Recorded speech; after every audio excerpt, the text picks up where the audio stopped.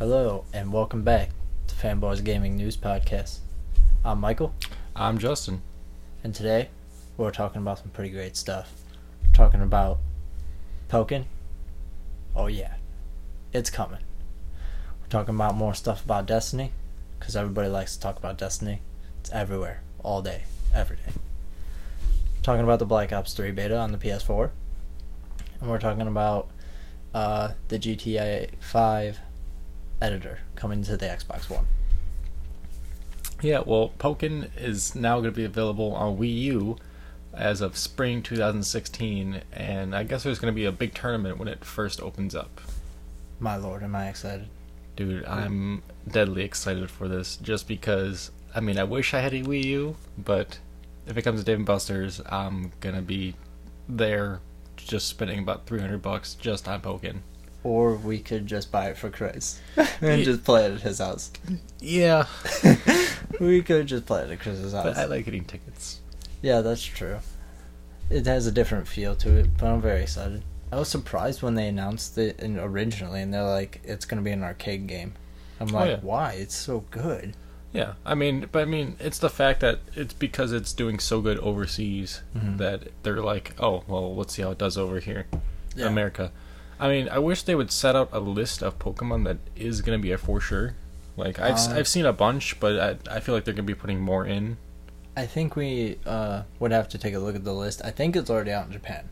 Yeah. I think Pokken Tournament is already out in Japan. So we could get the roster from there. But true, it might be different. Like, I know Blaziken is being added in. And I'm assuming the reason, as far as I know, Pokken Tournament isn't coming to any other place besides North America. That's the only place that I read that it was announced for. So, I'm sorry Europe, sorry Japan, but Japan, at least you got it in arcades. But here's the thing though, with English being the basic language of the world now, it's gonna be exported and imported out to other countries. But the Wii is region locked, doesn't it? Like the 3DS? I don't know. I have to assume that if they region lock the 3DS, they region lock the Wii U. Probably, but someone overseas probably has a American or Japanese. Well, somebody will find a way to get it either way. But it's interesting that deal we were talking about on a previous episode with Dave & Buster's probably didn't work out, and then they were just like, "Well, screw it." We're just people after they heard that, or maybe it was just a publicity stunt. Either way, to get people over here to maybe be excited about it. Well, I think it's the fact that, like you said, it's to get people excited for it. They'll play it at home and be like, when they go see it at Dave & Buster's, they'll be like, oh, I know how to play that. I want to go play that. Or maybe it is coming to both. Yeah, I never thought about that. That's what I'm thinking is going to happen, especially just because, like, Dave & Buster's, they want to make money. They have Mario Kart. Why wouldn't they have Pokken? True. Maybe they did work out a deal for both, and maybe, they're just like, we're going to suck all the money out of it we can. That makes sense. Oh yeah, that's a huge improvement. Nintendo needs some money, yeah. Well, so next thing is GTA, the editor. Yes. I know a little bit about the editor. I know there's one on PC, and I think there's a smaller one on like a dumbed down version on the PlayStation.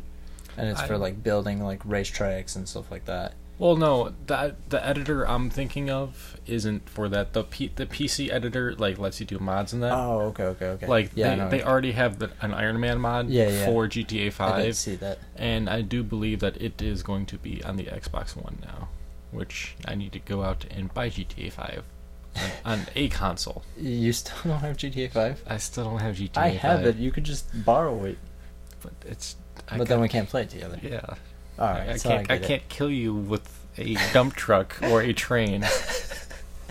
I'm excited. This is one of those things where it's like you can. The same thing with the Fallout 4 mods. Oh yeah. And Microsoft's really pushing that. PC and Xbox are very much going to be the same ecosystem. Just one's a keyboard and mouse, and the other's a controller. I can definitely say like.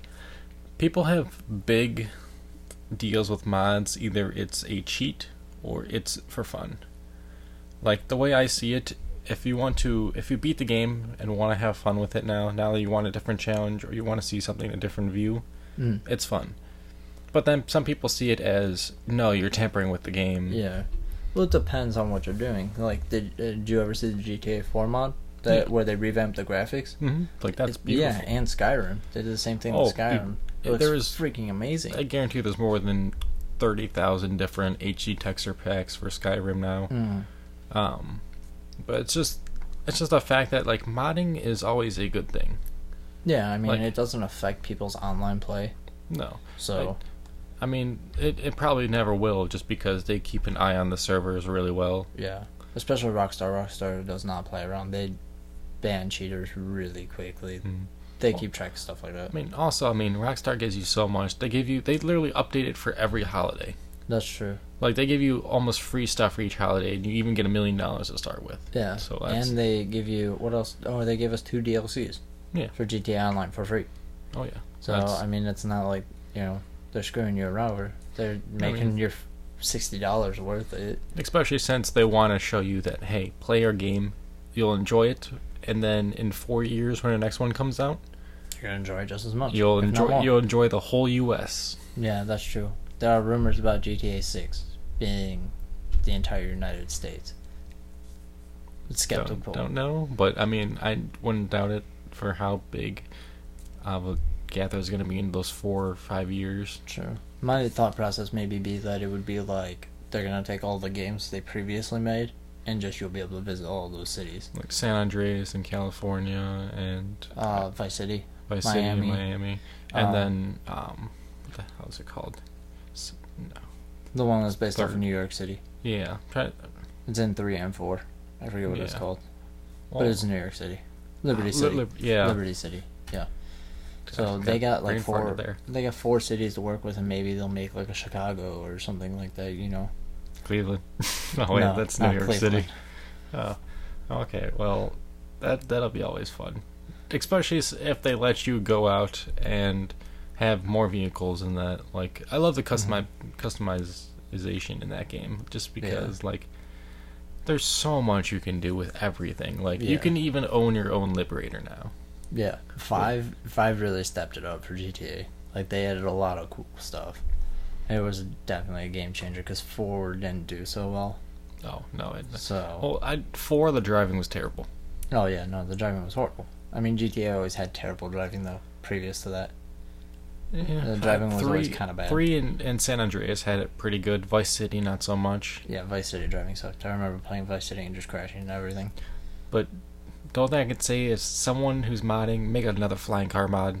Just the flying car mod. That was my favorite. The jetpack mods are pretty good too.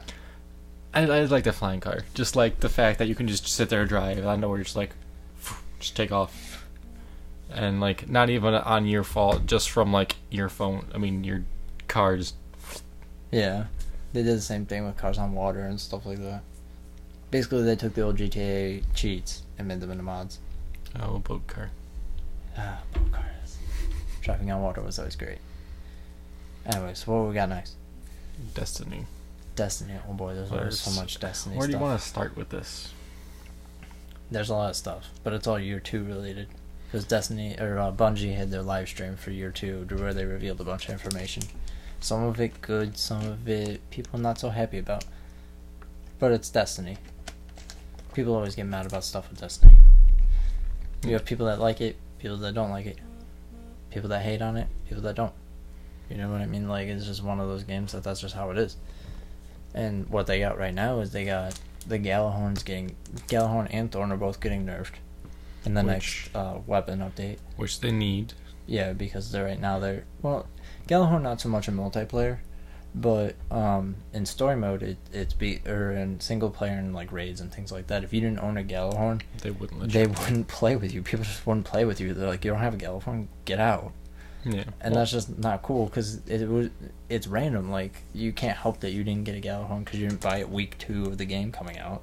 Yeah, I played that game for like a year and a half. I didn't get a Gjallarhorn, and like I got just so annoyed with having to grind that I just stopped playing. Like, I really enjoy Destiny. It's a really fun game to play with friends, but it's the fact that there's nothing to do after you do so much with it. I think what'll happen is it'll be very similar to people that play like WoW and Diablo and stuff, and they'll come back after maybe when Destiny 2 comes out, or 2 more expansions come out, and they have the 2 months to be able to sink their teeth into a lot of gameplay and stuff. And Bungie's rounding out the game more; they're figuring it out. By the time Destiny 2 rolls around, they'll have a complete game plan, hopefully. And they'll be like, well, this is how the game is. This is how this is going to be, blah, blah, blah, blah, blah, and so on and so forth. And they'll have it all figured out. But right now it's just a giant mess because they thought they had a vision and people didn't like it. So, and they listen to what people say because they care. But they also don't want to change the entire game completely, which I get. Oh, yeah. I mean, but it's the fact that, I feel like they never had a full game to start with. As mean as it is to say, what they put out now with the Taken King and everything else, that should have been just the Destiny Day 1. Yeah. Yeah, no, I understand what you're saying with that. They had $500 million or something like that to start with. How do you not get all that in there with $500 million? My thought process is they were worried more about prettying the game up, making it look good, and paying the voice, the guy that played Ghost, I forget his name, what's his name? Dinklage. Peter Dinklage. Peter Dinkle, I don't remember his name. It's Peter something. It's something along those lines, and they were paying him. Now they scrapped him, and they got somebody else. So, I mean, Activision's still paying them to put stuff out. They're still giving them large budgets to make things. They haven't said how much they're budgeting out to them, but I'm assuming it's enough for them to be able to go, hey, well, here's what we're going to do. We're going to restructure stuff, blah, blah, blah, blah, blah. Anyways, enough on that tangent, actually, to the news now. So, Gjallarhorn and Thorn are getting nerfed. That's the first thing. 2, Gjallarhorn is not going to be upgradable to max damage in year 2. Well, obviously, there's going to be a replacement. Yes, there will obviously be They want new guns. Yes. The third thing is at the end of the Destiny stream, there will be double vault space. I believe that includes all 3 categories: armor, weapons, and miscellaneous. Which I really hope miscellaneous is the same size as weapons. It should be, if not more. Yeah. Just because there's way more miscellaneous stuff than people have weapons, and it's just a whole bunch of random crap we don't need but don't want to get rid of, like shaders and emblems and things like that. I don't know about you, but I actually enjoy having different ships. Even the crappy common and uncommon ones, I enjoy them. You're a collector of ships. My actual rare, I guess it's considered rare. The blue ones, yeah. I actually enjoy those more than the legendaries because everyone has the legendaries. It takes forever to find the rares because you have to go to different chests or find a ship blueprint. Yeah, I have one. I have that green one. I haven't seen anybody with that green one. Or my brown one that looks really awkward. Yeah, the penis ship. Yes, the penis ship. It looks like a giant dick. It's funny. Yeah, but no one else has it, and that's the one I use. Yeah, fortunately, it is. Same thing. Mine looks like a giant jet ski or something like that. It's the fact that the little things in Destiny make me happy, but the game's pretty as it is, but I feel like they almost put too much into it. Too much into graphics and not enough into gameplay. Yeah. Maybe they got sidetracked along the way. Maybe they were worried that they were going to get one-upped by something or another, But I think they're getting back on track to what they want to do. And then there's... What else am I thinking about? Oh, I won't speak too much on it because I don't know exactly what it is, but there will be a fusion feature or something of the sort. Something where you combine year 1 weapons with year 2 weapons in some way, shape, or form. They result in a new weapon, a new year 2 weapon or something like that. I'm not quite sure how it works, whether it uses stats or it uses the abilities or whatever. I hope that it'll still have the rerollability feature. That's one of my favorites that they had in newer weapons. I mean, obviously, if they don't, it's not going to be that big of a deal. They haven't for the longest time. But I mean, that's one of the things I like. The shoot to loot. Shoot to loot is amazing. My favorite thing ever for snipers. Even I almost prefer having that over rechargeable magazines. Yeah, true. Just because shoot to loot's so good. If you have a sniper rifle, you can just sit there and just shoot up ammo. Yeah, you just sit in one spot, which is great for single player. Doesn't really help you in multiplayer at all, but no, it's a good single player feature. It's good for single player, literally single player, when you're by yourself. So PvE. Yeah, PvE. But in PvE, sometimes you're not just single player. True. So. But I mean, not always. And I guess that works. But I mean, even like in the part of Atheon where you're on top of the rock and you're sniping the oracles. Yeah. That's perfect for it. I mean, even if you, because like sometimes you want something stronger than an icebreaker. Yeah, true. Because icebreaker isn't super powerful. It's just that it gives you free ammo. So. Yeah, that's the only reason I use it. It's the only reason most people use it. It has a high recoil. It doesn't shoot well. It doesn't do a lot of damage. But it's free ammo. So. Mm-hmm. Cool. Last thing on our list is PS4 Black Ops 3 beta. Yes. So the Black Ops 3 beta came out at the time we're recording this, I believe yesterday. I believe it came out on Tuesday. Yeah. For people that pre-ordered Black Ops 3 on PS4. No. What's today? Thursday? Today's Friday. Oh, today's Friday. So it didn't come out yesterday. Came out Tuesday, I believe. Tuesday or Wednesday. 3 days ago. Yeah, something along those lines. But, so, and it came out for people that had pre-order bonuses, where it was a pre-order bonus for Black Ops 3, regardless if you got it on Xbox or PlayStation. But, PlayStation got it first. But now, Treyarch has announced that for this weekend, from Friday until Sunday, on the PS4, Black Ops 3 beta will be free to anyone. No code required, which is nice. So, if you're skeptical about maybe, whether or not you want to buy Black Ops 3, because there's a lot of things on the internet of, Call of Duty is just the same old thing over and over and over again. They want to prove to you that this isn't the same Call of Duty. It's not a copy and paste. It's a new game. It'll be something different, and they want people to try it so that people will know, hey, this game's worth my money, and they'll go out and buy it. So at least they're giving you a chance to play it for free, try out, see how it is, check out the features. There's some pretty cool stuff in there, actually. Yeah, I don't know if you've checked out any of the news about it. One of the things I believe that they do this, and it's really smart to do this, is to test the servers. Yes. The number one thing. You don't want another Dragon Ball Z where you put out the game and you can't actually play it online for 2 weeks after it comes out. That's horrible. Everyone was so excited about it, and you just couldn't do jack crap for 2 weeks. Bandai just didn't know what to do with it.